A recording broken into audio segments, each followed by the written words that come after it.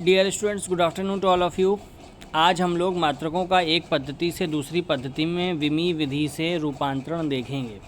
ठीक है, तो जैसे कोई भौतिक राशि है Q और उसके आंकिक मान दो अलग अलग मात्रक पद्धतियों के अनुसार N1 व N2 हों तथा उनके मात्रक U1 व U2 हों, तब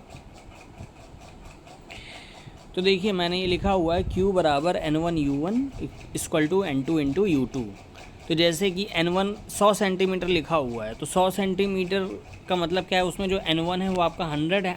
N1 का N का मतलब होता है न्यूमेरिकल वैल्यू, तो ये 100 है। और U का मतलब यूनिट का मतलब मात्रक।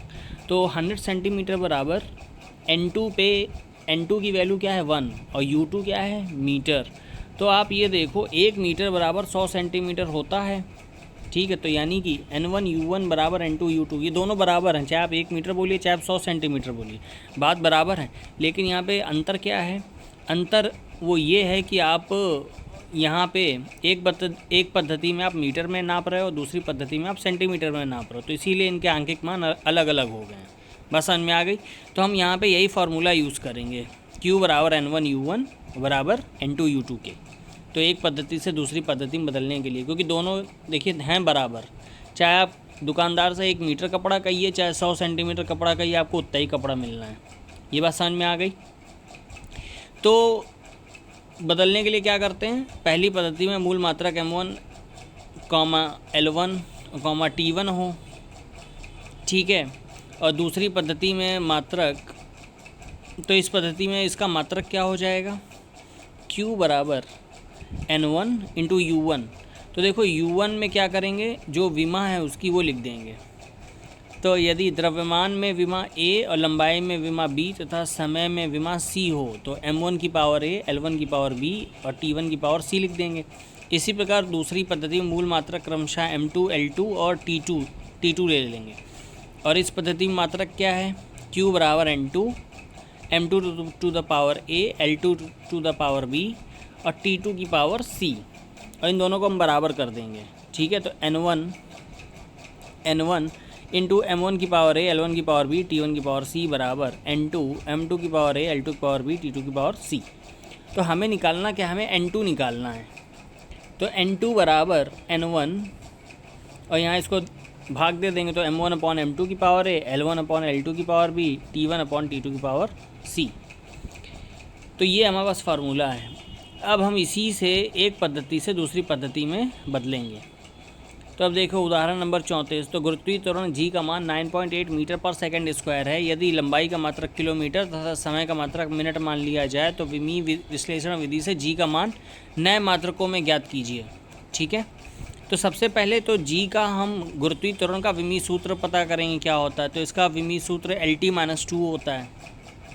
अब इसमें देखिए m का टर्म नहीं है, तो m को हम इसमें इंट्रोड्यूस करने के लिए m की पावर 0 लिख देते हैं। आपको पता है किसी की पावर 0 जो है 1 होता है, तो कोई फ़र्क नहीं पड़ेगा। तो m की power 0 into LT to the power -t लिखा हुआ है। ठीक है, अब इसका द्रव्यमान में विमा A बराबर 0 है, लंबाई में विमा B बराबर 1 है तथा समय में विमा C बराबर -2 है। N1 की वैल्यू क्या है, N1 जो आपको क्वेश्चन में दिया है 9.8 मीटर पर सेकेंड, L1 आपका मीटर में है और T आपका सेकंड में, T1 आपका सेकंड में है। और इसको हमें कन्वर्ट किस में करना है, L2 को हमें कन्वर्ट करना है किलोमीटर में, T2 को कन्वर्ट करना है मिनट में।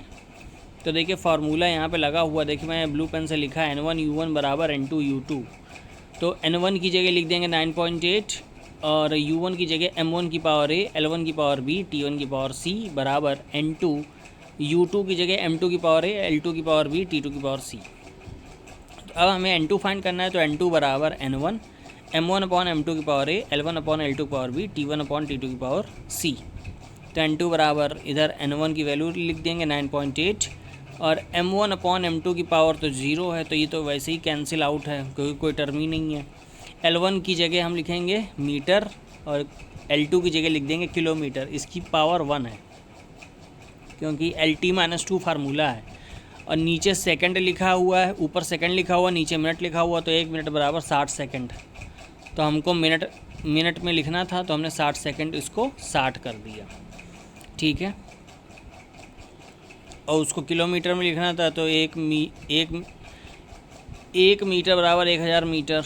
तो यहाँ पे देखिए मीटर मीटर कैंसिल हो जाएंगे, सेकंड सेकंड कैंसिल हो जाएगा, तो ये 1000 से डिवाइड हो जाएगा, उधर वो 1/60 से डिवाइड हो जाएगा। तो 1/60 तो की पावर -2 है, तो यानी कि 60 ऊपर जाएगा तो 60 की पावर 2 हो जाएगा, 60 × 60 हो जाएगा। ठीक है, तो 9.8 × 60 × 60/1000। तो आंसर आपका आ जाएगा 35.3। तो नए मात्रकों में जी का मान हो जाएगा 35.3 किलोमीटर पर मिनट स्क्वायर।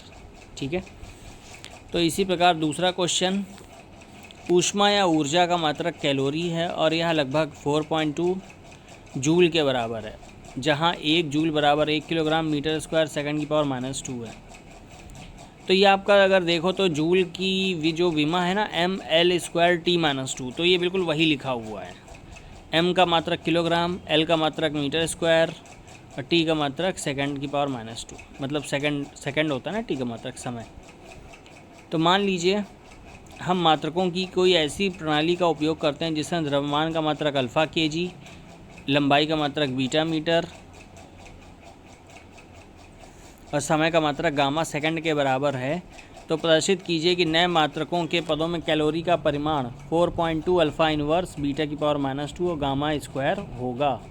ठीक है, तो ऊर्जा का सबसे पहले विमीय सूत्र याद करते हैं। तो ऊर्जा का विमीय सूत्र हम निकाल चुके हैं, चाहे तो आप कार्य की निकाल लीजिए, सबका विमीय सूत्र mL²T-2 आएगा। अब वहाँ पे फार्मूला एक पद्धति में तो m1 L1² T1 की पावर -2 और दूसरी में m2 L2² T2 की पावर -2।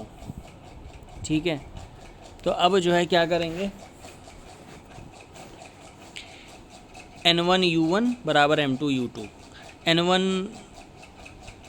N1 की वैल्यू आपसे 4.2 दी है और M1 की वैल्यू, M1 आपका 1 kg है, L1 आपका 1 मीटर है, L2 और M2 आपका अल्फ़ा kg इन्होंने दिया है, अल्फ़ा kg में बदलना है। L2 क्या है, बीटा मीटर और T1 1 सेकेंड और T2 क्या है, गामा सेकेंड। तो ये आपका फार्मूला आपको पता ही, N1 U1 बराबर N2 U2 या N2 बराबर N1 U1 अपॉन U2। ठीक है, तो ये हो जाएगा 4.2 into M1 upon M2 into L1 upon L2 का whole square into T1 upon T2 की पावर -2। तो M1 1 है, M2 आपका अल्फ़ा है, L1 1 है, L2 बीटा है, T1 upon T2 1 upon gamma है। तो ये देखिए सीधे सीधे आ जाएगा, कुछ कटेगा पिटेगा है नहीं। तो 4.2 into alpha inverse into beta की पावर -2 इंटू गामा की पावर, ये 1 अपॉन गामा है ना, तो गामा ऊपर जाएगा तो गामा की पावर -1 हो जाएगा, -1 इंटू -2 हो जाएगा गामा स्क्वायर। ठीक है, तो अब आप देखिए ये क्वेश्चन आपका हो गया। और इसी तरीके ये जो क्वेश्चन नंबर 36 है, ये आपके लिए होमवर्क है, ये आपको अपने आप करना है। Okay class, thank you. हमारे समझ में, आपको ये समझ में आ गया होगा। Okay, thank you. Okay students, thank you.